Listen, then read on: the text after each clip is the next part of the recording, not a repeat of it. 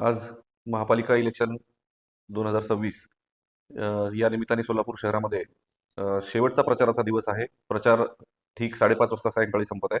त्यानंतर कुठल्याही उमेदवारास प्रचार करण्यास मनाई करण्यात आलेली आहे माननीय निवडणूक आयोगाकडून. या संदर्भात कोणत्याही पद्धतीने प्रचार सुरू राहणार नाही. उमेदवारांना प्रलोभन देण्यात येणार नाही किंवा मतदारांना प्रलोभन देण्यात येणार नाही किंवा त्यांना कुठल्याही पद्धतीने धमकावण्यात येणार नाही.